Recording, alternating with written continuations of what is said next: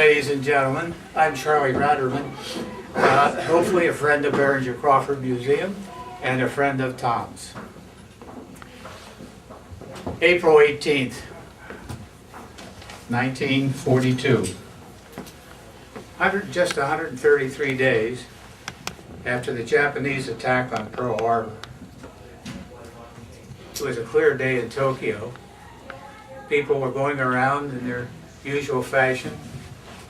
Certainly, they were enjoying a peaceful day, had no fear of bombing attacks from the United States. When Tom Griffin graduated from the University of Alabama in 1939 and received his commission in the Army, little did he think that someday he might be navigating a B-25 bomber on a top-secret mission headed for Tokyo. And remember, there was no global positioning satellite, no smart bombs, no computers, not even a simple little calculator for that crew to use.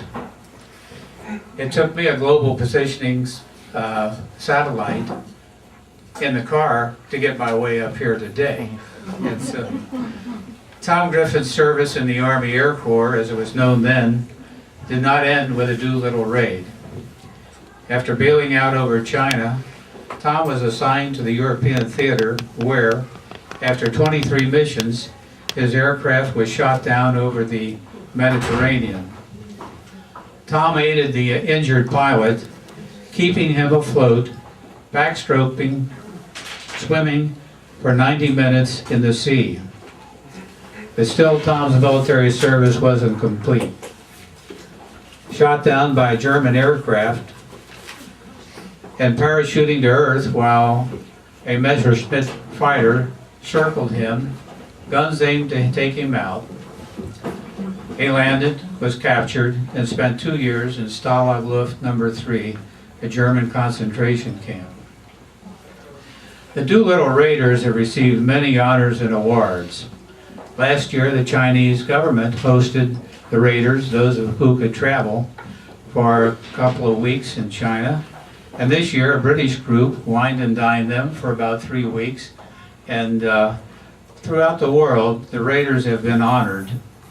And on Veterans Day, just this past year, the Raiders were given the Audie Murphy Award, given to those who have distinguished themselves in military service. Audie Murphy was the most decorated person in military service. Perhaps you've seen the movies and so forth, and that was just one more honor for Tom here. So anyway, let's hear the rest of the story. It's an honor to present Major Thomas C. Griffin.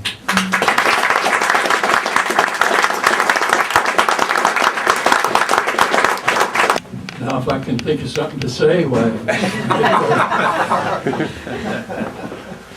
Well, Charlie just gave a brief outline of my wartime career, and I think I'll start out telling you about the Doolittle raid on Tokyo, but sort of have a little talk about what the world situation was in those weeks and months right after the Japanese attack on Pearl Harbor. Okay, in the weeks and months right after the Japanese attack on Pearl Harbor, our allies, the Russians and the English, were having an awful time in the European theater. The Nazis were driving the Russians back over the steppes of Russia towards their principal cities of Moscow and Stalingrad, and things were looking very bad over there. Rommel was in North Africa driving the British, our other allies, back towards Cairo, excuse me, in the summer of 42, spring and summer of 42. And in the Pacific, the Japanese, after the attack on Pearl Harbor, they thought they had a lot of time before we would be able to cause them any trouble because they practically sank our Pacific nation in Pearl Harbor. And the battleship boys thought those were the most important ships in the Navy. They came to learn later that aircraft carriers were really the most important ships that were going to operate in World War II, but they didn't know that right then.